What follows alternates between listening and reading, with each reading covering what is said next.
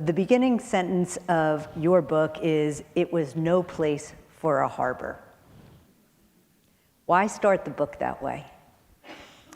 Well, I think it is really the fundamental truth of the story and why the story is so remarkable and surprising and why it caught my attention.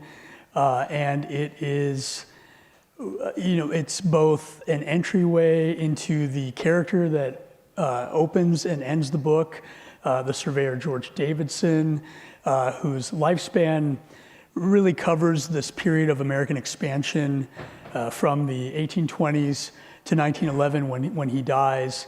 But it also was really a thought that occurred to me growing up in the area of the Port of Los Angeles. This is the leading commercial harbor of the United States. And as I was doing my graduate studies, I would go back to California in the summer. I'd be sitting on a surfboard at the southern end of San Pedro Bay, looking out to the container ships. And all of a sudden, in the early 2000s, post-WTO, the container ships were backing up, and there was this traffic jam of these massive ships out there.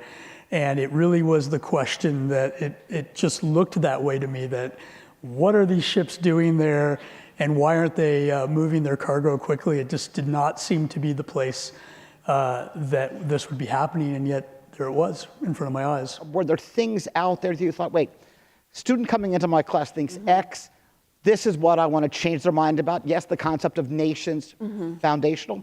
Are there other elements? Yeah, also? absolutely. And I think it's that the continuities of history. And I think when people who don't, only have sort of a surface knowledge, they know the tragedy, they know the sadness of Native history, and they know the tragic flashpoints, and they may not put it in this longer context. So, and I did in my first book, I end it, I try to say history goes on, but it ends with some removals, with some of, tragic history. And I did not want to do that with this book. I didn't want to have that kind of, and then, the Indians sort of fade away at the end of my book. And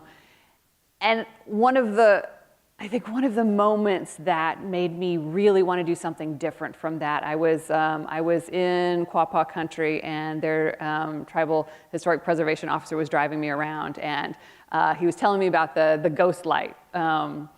And he said, "Oh, I'm sure you know about the ghost light, it's a thing." And he said, and I said, "No, I haven't heard of it." He said, "You wrote a whole book about my people, and you don't know about the ghost light?" And I thought, okay, I need to not do that again. I need to know what is happening now and how it connects to the past, and not pretend that the end of the story is, in 1830 or something like that.